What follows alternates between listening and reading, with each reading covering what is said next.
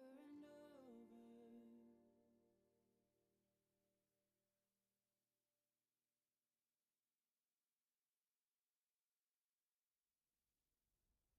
I've been wandering through the desert, ain't seen a cloud in forever over me, but I believe your rain is coming.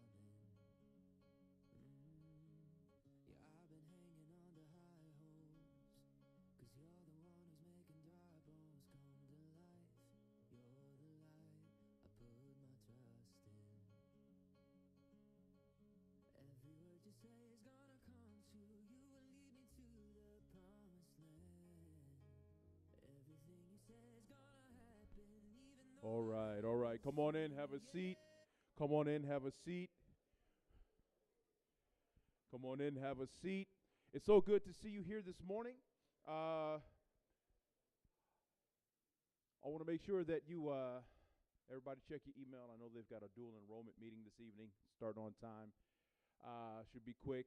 For my spiritual life people, right after chapel, spiritual life right after chapel, we got a 2-second meeting right here. So if you're on my spiritual life team, just meet me right after chapel. It's been a busy weekend.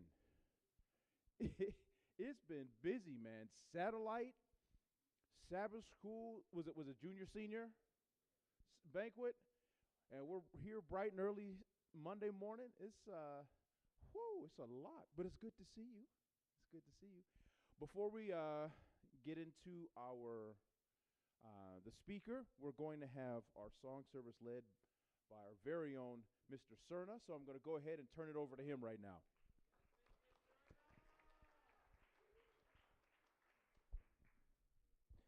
All right, it is Monday, so pull out those hymnals, and we're going to turn to number 104.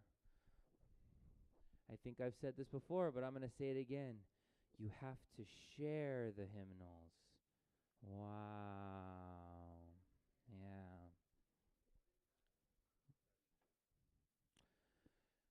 104, my shepherd will supply my need. I don't remember if we've done this one before this semester. I can't remember, but it's a good one. So if we need to do it again, we'll do it again. This hymn is a paraphrase of the 23rd Psalm. The Lord is my shepherd, I shall not want. So it takes the ideas in that psalm and it puts them with, different words and a really, really nice tune. So let's sing it together. Show me those hymnals. Let me see that you actually pulled them out. There we go. All right, 104. I want to hear you sing. It's early in the morning, guys. I haven't warmed up either. Don't worry. We can still, Jesus still likes to hear us sing.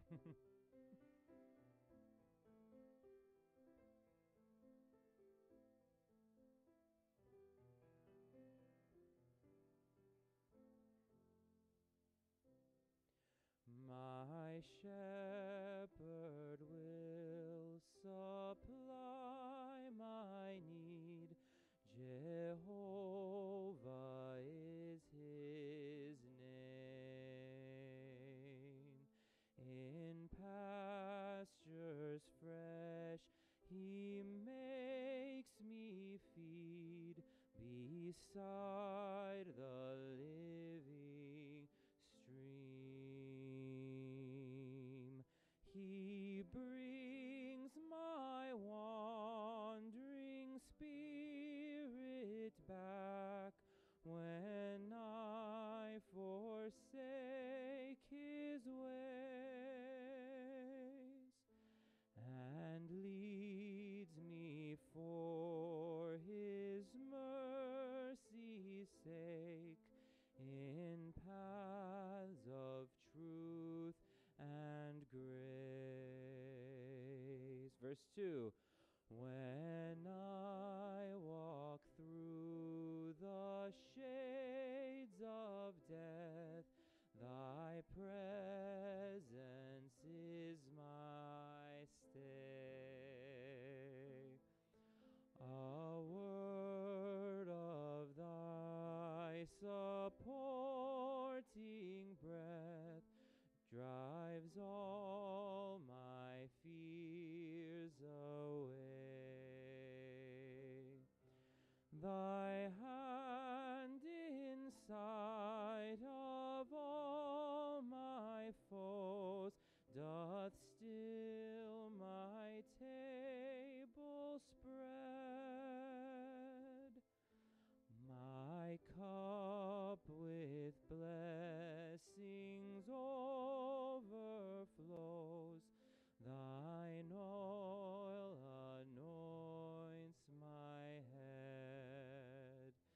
verse 3. The sure provisions of my God attend me all my days. Oh, may thy house be mine abode, and all my works be praise. There would I find a settled rest, while others go and come. No more a stranger or a guest, but like a child at home. Alrighty, thank you for singing.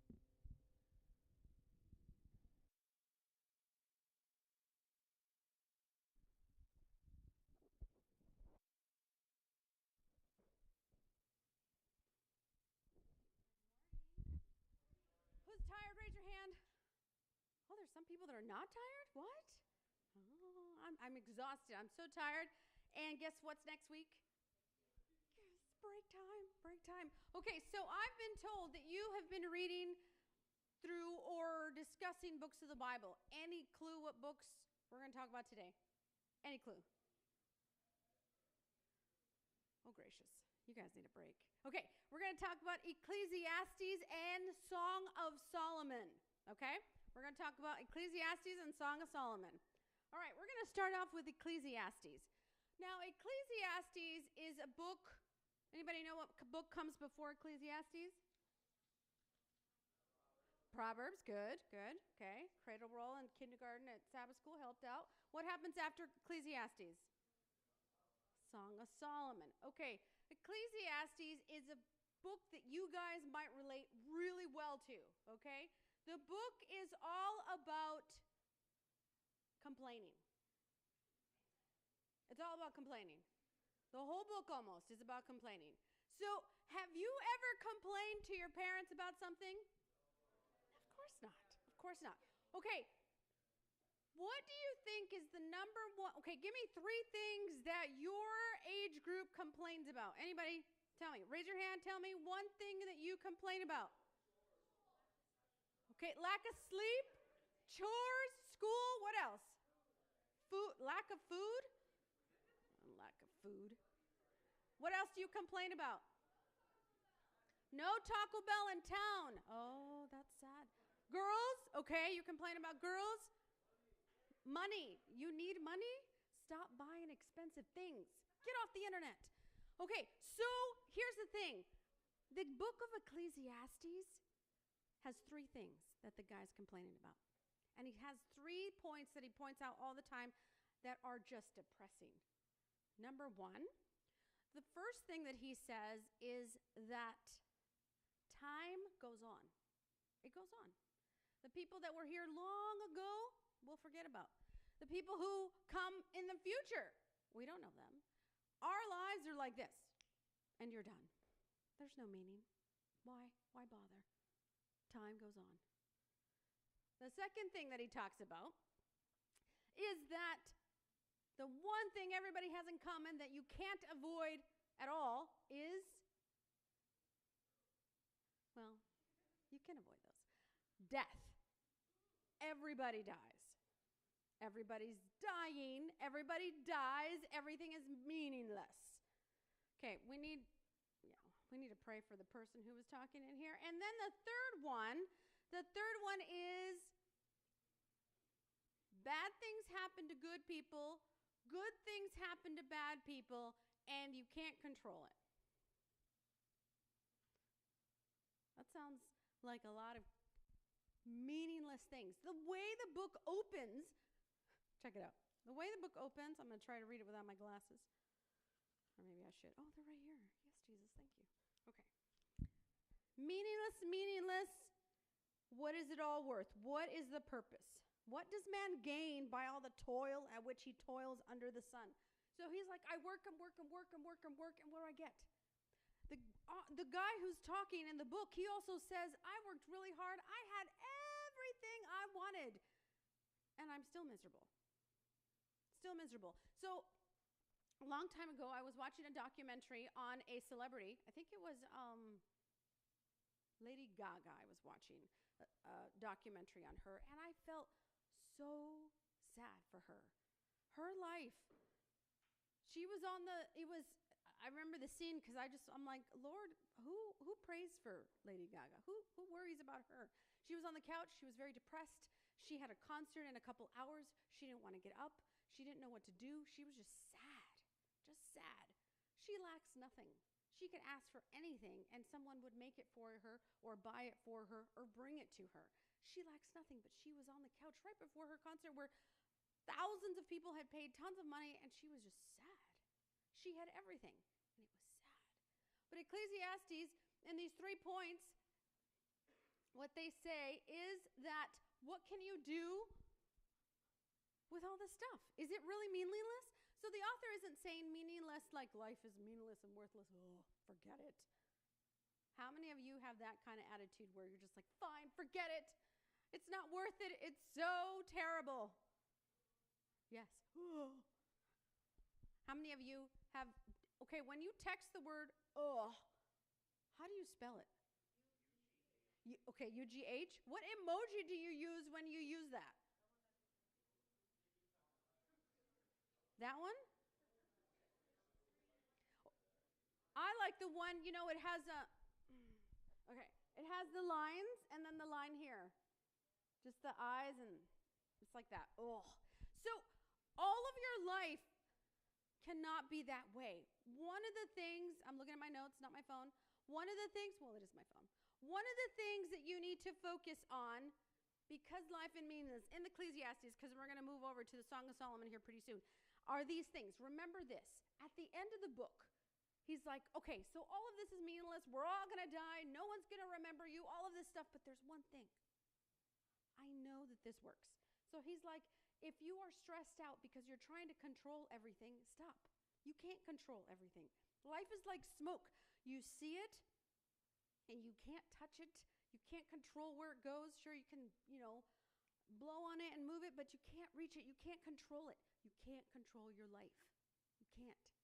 Sure, you can study hard and do all these things and try to go somewhere, but you can't control it. So he's got 2 things that he wants you to remember at the end of the book. Number 1, fear God. In other words, respect God. Respect him. Do you guys know? I wonder sometimes if you know what respect means. If there were anyone in the world that would walk in here that you would immediately respect them, who would that be?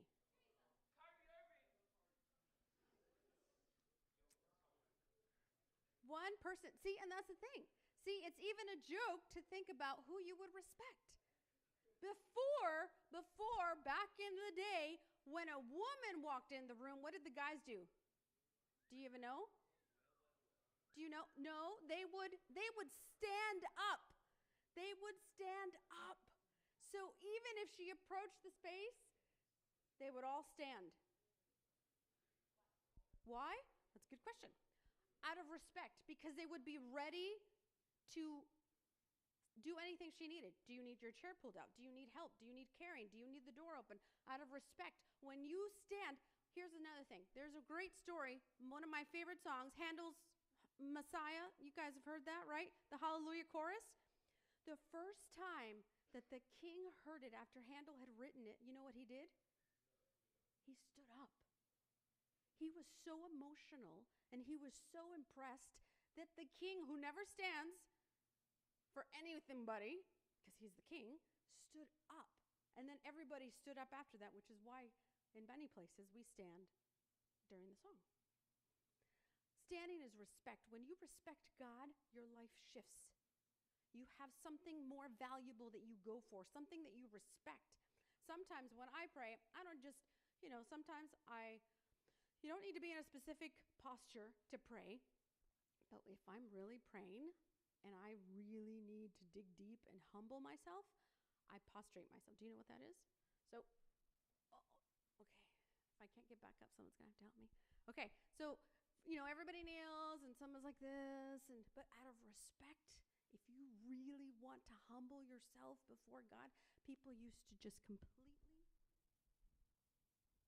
So one time, I was having a hard time when I was pregnant with Lily, and I was really going through a lot, and, I was like 8 months pregnant, so my belly is very big, and I wanted to pray like that, and I'm like, Jesus, I can't prostrate myself because my belly is so big.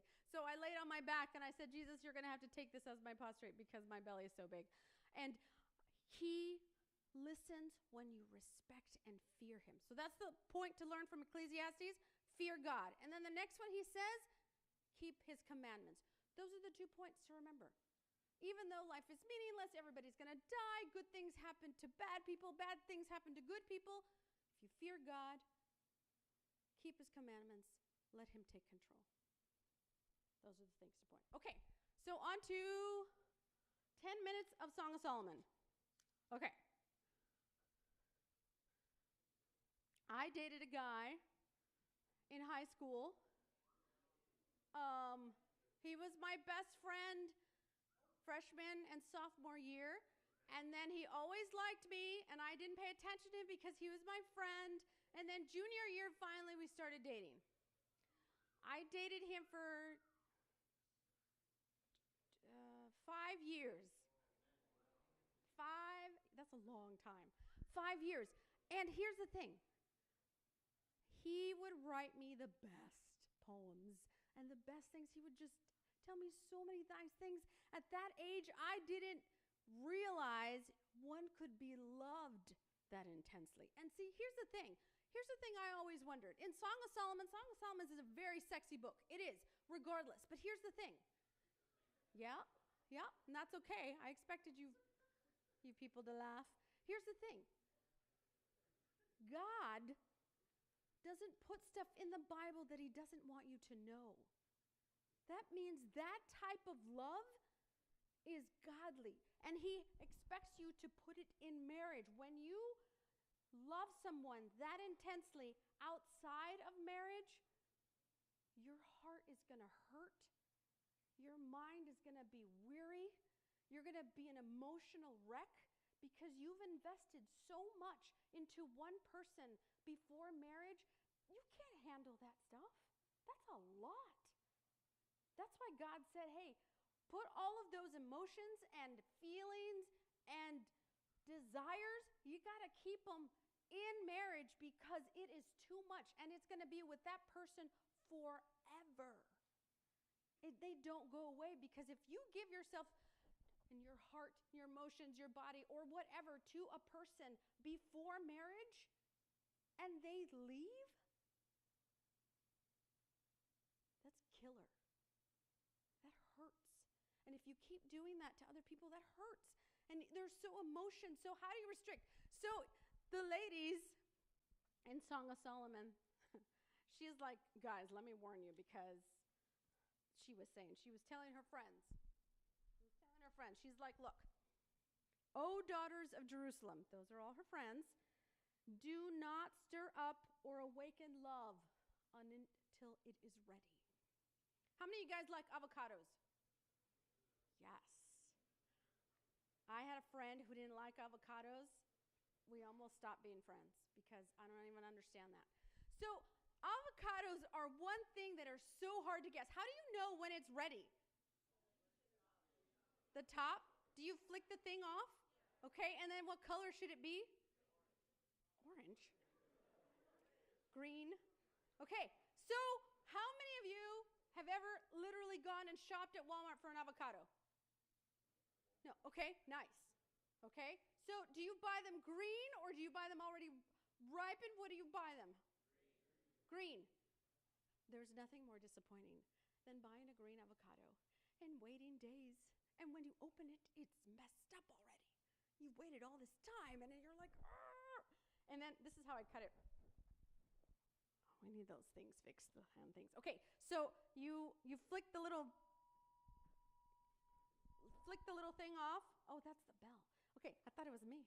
Flick the little thing off, you squish it, or you open it, you cut it, and then you turn it, and then you open it into this beautifulness, unless you open it to blackness, to grossness, to squishiness. Or all the people at the store were like testing it, and you can see their fingers where they were testing it in the avocado, because that's the part that's black. It's all gross. Here's the thing. The kind of love that happens in Song of Solomon is amazing. It's meant to be that way. It's meant to be beautiful and be able to tell someone that your eyes look like doves and your cheeks are like spices. All that stuff is so weird. But it is just an intense love that he feels and she feels, and she can't wait to be with him and he can't wait to be with her. And he's like, I just want to hear your voice and I just want to be with you. And that is God love. And yes, you get to feel it. I loved my boyfriend in high school so intensely, like I had never been loved before, ever.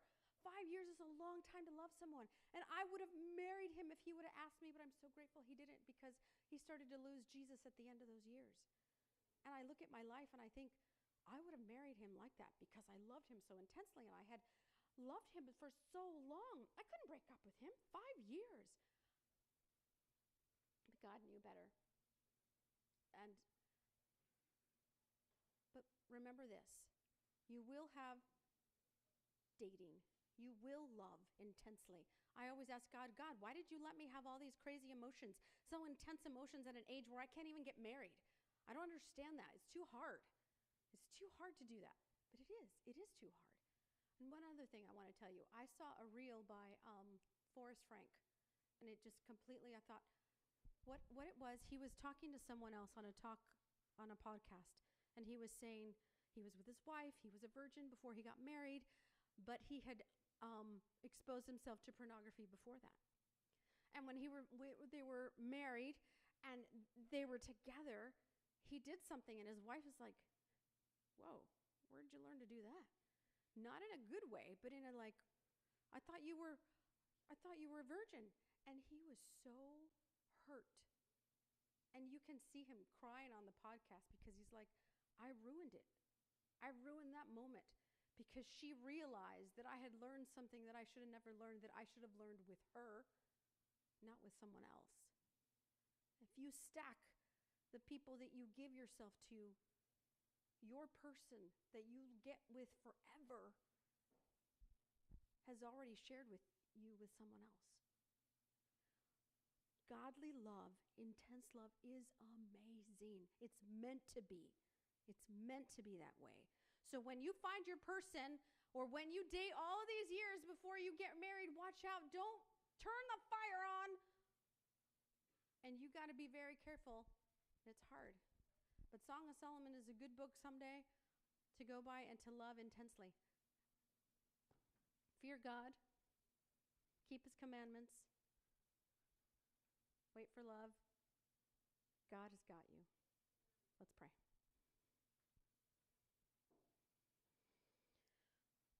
Lord, it's hard to be this age. I remember it was exhausting. But you love us and you care for us and you're by us, and all we have to do is ask you for help in any way. You care about dating, you care about love, you care about whining and complaining, you care about the unknown, you care about all those things. We just have to reach out and ask. Thank you for being patient with us. Thank you for loving us. Thank you for helping us grow closer to you. Pull us closer, pull us closer, pull us closer. Please take care of every heart here. Protect them, love on them, pour on them. In the name of Jesus, amen.